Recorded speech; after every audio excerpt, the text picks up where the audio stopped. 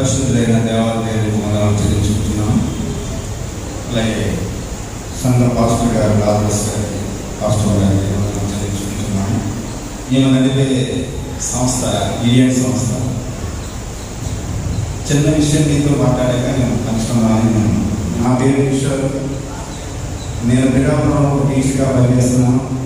International పరిచర్య ఏ విధంగా ప్రారంభమైందో చిన్న విషయం చెప్పేసి అనగా దేవుని వాక్యాన్ని విని మనశ్శాంతితో వెళ్తే మన గృహం ఎంతో సుందరంగా వెలిగింపబడుతుంది. ఓకేమ్మా? ఈ ఇండియన్ ఇంటర్నేషనల్ సంస్థ అమెరికాలో ప్రారంభమై ఒక 3 వ్యక్తుల ద్వారా ఈ సంస్థని ఏర్పాటు చేశారు. 1891 సంవత్సరంలో ఏర్పాటు చేసి 1909 సంవత్సరంలో ఈ సంస్థకి ఒక పేరు పెట్టారు. అదే ఇండియన్ ఇంటర్నేషనల్ సంస్థ. ఈ సంస్థలో నేనంటే కాకుండా ముగ్గురు కూడా ఏకంగా ఈ సంఘాన్ని ఎవరు నడపాలి, ఈ పరిచయాన్ని ఎవరు నడపాలని చెప్పేసి కట్టడం కట్టుకుని ఎలాగైనా సరే సుదీర్ఘ ప్రాంతాలకి, మారుమూల ప్రాంతాలకి, మనుషులు వెళ్ళని ప్రాంతానికి ఎలాగైనా సరే ఈ వాక్యం వారి చేతిలో అందాలి అని చెప్పేసి ఆలోచించి ఇవి ఎలా వెళ్తాయి, ఏం చేస్తే అవుతాయని చెప్పేసి వారిలో ఒక ఉద్యోగస్తున్నారు, వ్యాపారస్తున్నారు. ఎందుకంటే ఉద్యోగస్తుల దగ్గర కొద్దిగా అమౌంట్ ఉండొచ్చు, వ్యాపారస్తుల దగ్గర అధికమైన అమౌంట్ ఉండదు. మీలో కూడా చాలా మంది వ్యాపారస్తులు ఉండొచ్చు. ఫిషరీ వ్యాపారం అవ్వచ్చు, వెజిటబుల్ వ్యాపారం అవ్వచ్చు, ఫ్రూట్స్ వ్యాపారం అవ్వచ్చు. ఉద్యోగస్తుల కన్నా అధికమైన ధన సమృద్ధి మీ దగ్గర ఉండవచ్చు. అలాంటి వ్యక్తులు ఈ ముగ్గురు కూడా ట్రై చేసుకుని ముందుకు సాగి బైబిల్ని ఎలా ఉచితంగా అందచేయాలని ఆశించారు ఈ ముగ్గురు వ్యక్తులు. ఈ ముగ్గురు వ్యక్తులు సాధించిన విషయాలు ప్రింట్ చేయాలి. ప్రింట్ చేసిన తర్వాత ఎక్కడికి వెళ్ళాలి, ఇంట్లోనే ఉండాలా బైబిల్, ఎవరికి తెలియకూడదా అనే ఆలోచన కాకుండా అది ఏ చోట్లకి వెళ్ళాలని చెప్పేసి 7 చోట్లకి, మినిమంగా 7 చోట్లని చెప్పేసి వారు ఆ బైబిల్ ప్రింట్ చేసిన విషయాన్ని ఆ బైబిల్ వెళ్ళడానికి, ఈ బైబిల్ వెళ్ళడానికి, ఈ తెలుగు బైబిల్ వెళ్ళడానికి,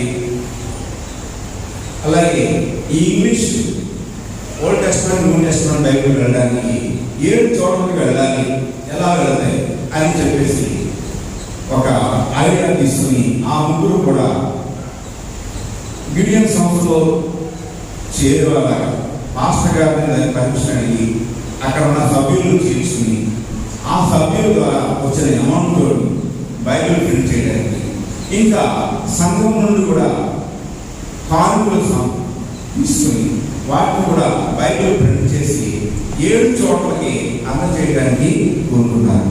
ఆ 7 చోట్ల అంటే ఒక కాలేజీ, స్కూల్లోను, విద్యార్థుల మధ్య అందజేయడానికి, జైల్లో ఖైదీలకు, పోలీసులకు, హాస్పిటల్లో పనిచేసే నర్సులకి, సర్జరీకి, సైన్యంలో ఉండే సుదీర్ఘ ప్రాంతాల్లో సైన్యం కాపలా కాసే సైనికులకి, పోలీసు వారికి అనేక చోట్ల ఉచితంగా ఈ గ్రంథాన్ని ప్రజెంట్ చేయడానికి, వారి చేతిలో పెట్టడానికి, అలా చేస్తే దేవుడి వాక్యం వెళ్తారని చెప్పేసి మరి ఆ ముగ్గురు కొనుక్కుంటే అలా ఈ గిడియన్ సంస్థకి గిడియన్స్, ఆర్చిలర్స్. గిడియన్స్ అంటే మగవాళ్ళు, ఆర్చిలర్స్ అంటే స్త్రీలు.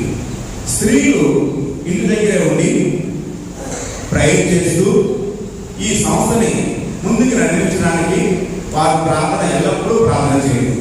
వారిని గిడియన్స్ అంటే మగవాళ్ళు ఈ బైబిల్ని ఉచితంగా వెళ్ళని చోటకి, అడగని చోటకి, ఏదో స్కూల్స్లో కానీ, హాస్పిటల్స్లో కానీ, లాడ్జీల్లో కానీ, ఆయా చోట్ల పోలీస్ స్టేషన్లో, పోలీసు ఖైదీలు ఉండే చోటులో, ఆ ఊళ్ళో ఈ బైబిల్ ఉచితంగా అందజేయాలి. మరి అలా గిడియన్ సంస్థ నడుస్తుంది.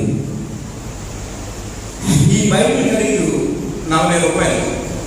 ఇది గిడియన్ సంస్థగా నెంబర్స్గా ఉన్న వాళ్ళు అమౌంట్ కంటే దాంట్లోంచి 20 రూపాయలు మేము చెల్లిస్తాం. మీ దగ్గర నుంచి చర్చిలోంచి ఒక బైబిల్కి 20 రూపాయలు మీరు ప్రజెంట్ చేస్తే, మేము 20 రూపాయలు ప్రజెంట్ చేస్తే 40 రూపాయలకి ఈ బైబిల్ ప్రింట్ అవుతుంది. ఈ ఇంగ్లీష్ బైబిల్ 130 రూపాయలు. ఇది కూడా క్లాసెస్లో పెట్టడానికి, హాస్టల్స్లో ఇంగ్లీష్ చదివిన వాళ్ళు ఇంగ్లీష్ చదువుకోవడానికి ఉపయోగపడడానికి. ఇది సుమారుగా 2300 సంవత్సరాల బైబిల్ ఉండాలి. కొంతమంది హిస్టరీ చూపేస్తారు, అయినా మరలా వెళ్ళాం. ఇలా సంవత్సరానికి ఒకసారి మనందరం ఆ అమౌంట్ కలెక్ట్ చేసి గిడియన్ ఇన్ఫర్మేషన్ సంస్థకి పంపిస్తే వారి బైబిల్ ప్రింట్ చేసి మన యొక్కకి చేర్చబడతారు. ఎవరికైతే బైబిల్ లేదో వాళ్ళకి ఉచితంగా ఇవ్వడానికి ఈ గిడియన్ సంస్థ దొరుకుతుంది. మరి ప్రపంచంలో ఈ బైబిల్ ఉచితంగా నిమిషానికి చాలా పంపిణీ చేస్తాం. 10 కోట్ల పైన వెళ్తున్నాయి. 8,835,00,000 బైబిళ్ళు సంవత్సరానికి ప్రింట్ అవుతున్నాయి. 8,835,00,000 బైబిళ్ళు ప్రింట్ అవుతాయి. ఆ ప్రింట్ అయ్యి ఈ 7 చోట్ల ప్రపంచ నలుమూలల ఎక్కడెక్కడ విద్యార్థులు ఉన్నారు, ఎక్కడెక్కడ స్కూల్స్ హాస్టల్స్ ఉన్నాయి, ఎక్కడెక్కడ జైలు ఉన్నాయి, ఎక్కడెక్కడ ఉన్నాయి, ఇలా అన్ని చోట్ల కూడా మేము ప్రజెంట్ చేయడానికి ముందుకు వెళ్తూ ఉన్నాం. ఇందులో ఈ బైబిల్లో జరిగిన ఒక విషయం ఏంటంటే, ఒక వ్యక్తి కిడ్నీతో బాధపడుతున్నాడు. కిడ్నీతో బాధపడుతుంటే హాస్పిటల్ జాయిన్ చేశారు. డాక్టర్ గారు చేస్తానని పొడిగిస్తూ ఆ బొమ్మలోనే ఉంచారు. అబ్బాయికి ఆపరేషన్ చేయడానికి వీలు పట్టలేదు. అతని పేరు శర్వణ్. చెన్నై పట్టణంలో ఉన్నాడు. కృష్ణగిరి పట్టణానికి చెందిన చెన్నై రాష్ట్రంలో ఉన్న వ్యక్తి. అతనికి మూత్రపిండ వ్యాధి వచ్చింది, అంటే కిడ్నీ. ఆ వ్యాధికి హాస్పిటల్ జాయిన్ చేస్తే డాక్టర్ గారు నీకు పరీక్ష చేయాలి, అన్ని పరిస్థితులు నీకు పరీక్ష చేయాలి అని, ఈ రోగాన్ని నిర్ధారణ చేయడం చాలా కష్టం ఉంది, చాలా మునిగిపోయింది, దీనివల్ల నీకు చేస్తే ప్రాణహాని కూడా జరుగుతుంది, అవన్నీ కూడా నువ్వు సిద్ధపడితే నేను చేయడానికి రెడీ ఉన్నానని చెప్పేసి పొడిగిస్తూ ఆ హాస్పిటల్లోనే ఉంచారు. ఆ రోజులో అతను అక్కడ ఉంటుండగా ఆ సమయంలో ఇలాంటి బైబిల్ పట్టుకుని వ్యక్తులు వెళ్ళారు. మా లాంటి వ్యక్తులు, మనకి ఇలాంటి వ్యక్తులు. అది ఆ అబ్బాయి చేతిలో పడింది. ఆ అబ్బాయి బైబిల్ తీసి చదువుతుండగా యోహాను 3:14 ఏమవుతుందమ్మా? దేవుడు లోకమును ఎంతో ప్రేమించును అనే వాక్యం ఉంది కదమ్మా. దాని కింద 19వ వచనం చూడండి. వెలుగు లోకమునకు వచ్చింది కానీ తమ క్రియలు చెడ్డమైనందున మనుషులు వెలుగును ప్రేమింపగా చీకటినే ప్రేమించారు. వెలుగును ప్రేమించే వాళ్ళు ఈ లోకంలో లేదు. కానీ వెలుగైన ఈ దేవుని బైబిల్ చదివితే మనకి ఒక స్వస్థత జరుగుతుంది.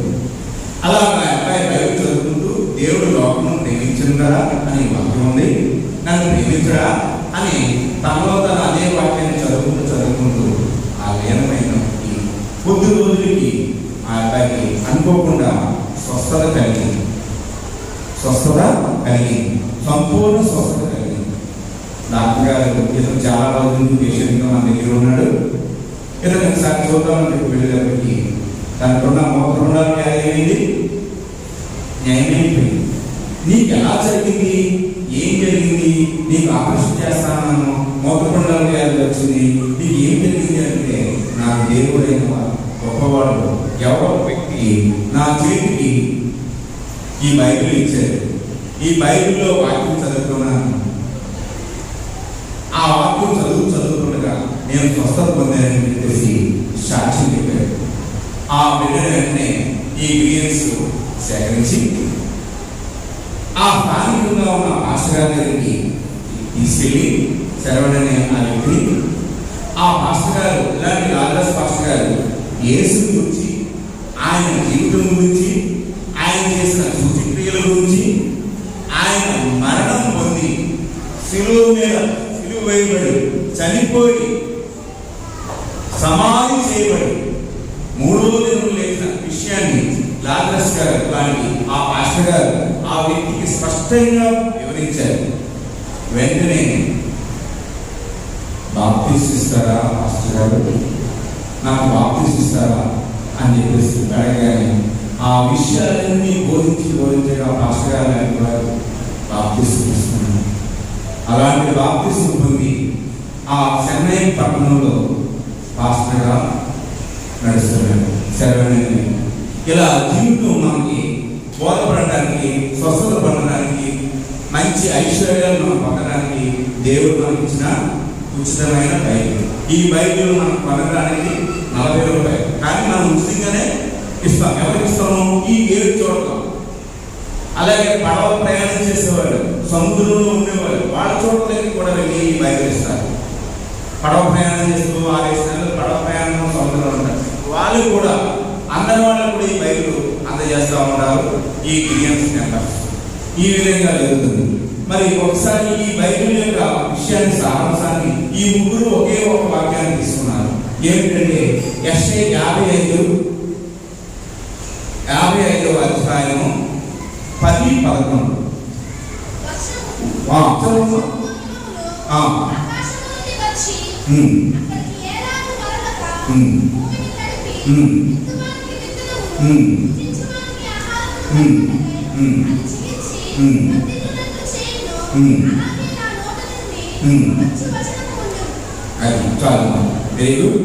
వర్షము హిమము ఆకాశం నుండి మనకి వస్తుంది. అది మరలా తనకి వెళ్ళదు, కానీ భూమిని కలిగిన తర్వాత రైతు ఏం చేస్తాడు? విత్తనం చల్లుతాడు. భుజించడానికి ఆ విత్తనం ద్వారా ఆహారం దొరుకుతుంది. అది చిగిరించి వడ్డీని ఎలా ఉందో మన వాక్యము, మన బైబిల్లో ఉన్న వాక్యము, మన ఐగర్ పాస్టర్ లాజరస్ ద్వారా విని మనం కూడా అలాగా అభివృద్ధి పొంది మన కుటుంబాలు ఎలా జీవించాలని మరి గిరియన్ సంస్థ చేసిన ఈ చిన్న వాక్యాన్ని ప్రజెంట్ చేయడానికి ఇచ్చిన సమయానికి వందనలు. మరి ఈ చిన్న కవర్లు ఇస్తాము. ఐగర్ చెప్పుకుంటారు, ఒక బైబిల్కి 20 రూపాయలు అవుతుంది. అలాగే 5 బైబిల్ మీరు ఇస్తే 100 రూపాయలు. అలాగే ఎన్ని బైబిల్ అని ఇస్తే అవన్నీ కానుకలు ఇస్తాయి.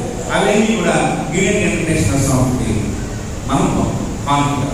అవి ఏం చేస్తారు? ఇలాంటి ప్రింట్ చేస్తారు. లేడీస్ గిరియన్స్, ఆక్సిలరీస్ బైబిల్స్ నర్సులకి ఆయా చోటకి ప్రజెంట్ చేస్తారు. ఈ విధంగా మరి బైబిల్ మనం ఇవ్వాలంటే ఉచితంగా ఇస్తున్నాం. మన ద్వారా ఇస్తున్నాం, మన సంఘం ద్వారా. మన కలిగిలో లేబులో దాచుకుని ఈ సంస్థకి మనం ఎంత చేస్తే చక్కని బైబిల్ వెళ్ళని చోటకి, చదవని చోటకి, చూడని చోటకి దేవుని వాక్యం వెళ్ళిందంటే ఏమవుతుంది? వర్షము హిమము ఆకాశం నుండి వచ్చి ఎలా మళ్ళీ తిరిగి వెళ్ళదో అలాగే ఈ వాక్యము మన లాజరస్ పాస్టర్ ద్వారా మన దగ్గరికి వచ్చిందంటే ఆ వాక్యం ఎలా ఉంటుంది? చక్కగా కుటుంబాలు మనం కూడా వెదజల్లుతూ ఆశీర్వదించడం. అలాంటి ఆశీర్వాదాలు మనం పొందాలంటే వస్తాము, కూర్చుంటాం, రక్షణని తింటాం, కానీ అభిషేకం పొందాలంటే చాలా కష్టం. దీవుని పొందాలంటే చాలా కష్టం. అభిషేకం దీవుని పొందే వ్యక్తులు ఎంతో ఉన్నారు. యాకోబు ఉన్నాడు. యాకోబు ఎక్కడికి వెళ్ళాడు? వాళ్ళ మామ దగ్గరికి వెళ్ళాడు. యోసేపు పడ్డాడు, పుట్టువేయబడ్డాడు, తిట్టువేయబడ్డాడు, గోతులు పడ్డాడు. చివరికి లేడీస్ కూడా తీసుకుని పట్టవాడు బయటకు పోయాడు. పట్టవాడు దానికే స్థిరపడ్డాడు. జైల్లో ఉన్నాడు. మళ్ళీ ఎక్కడికి వెళ్ళాడు? అప్పుడు జైలు నుంచి ప్రధానమంత్రిగా ఏర్పడ్డాడు. ఎంత అభిషేకం పొందాడు? శ్రమ పొంది కొద్ది అభిషేకం పొందాడు. అటువంటి శ్రమల నుండి మనం తప్పించుకోవాలంటే, దేవుని అభిషేకం పొందాలంటే, అభిషేకం పొందే వ్యక్తులు రాజులు ఇద్దరు ఉన్నారు. ఎవరు? సమూయేలు ద్వారా సౌలు, దావీదు. చూసారా? అలాంటి అభిషేకం మన రాజస్వ ద్వారా మనం అభిషేకం పొందితే మనము మన కుటుంబం కూడా చిరకాలం దీవించబడి దేవుని వాక్యాన్ని తెలియని ప్రజలకి తెలియజేయడానికి మనం వింటూ ఇతరులకు బోధిస్తూ దేవుని దగ్గరికి ఒక్క ఆత్మనైనా తీసుకొచ్చి రక్షణ నడిపిస్తే అదే మన యొక్క ఆశీర్వాదం. దేవుని ఆశీర్వాదాలను అందరూ పొందాలని ఈ సమయం ఇచ్చిన రాజేష్ గారికి, సంఘ పెద్దలకి, సిస్టర్స్కి, అందరికీ, సహోదరులు గారికి నా వందనాలు చెల్లించుకుంటున్నాను.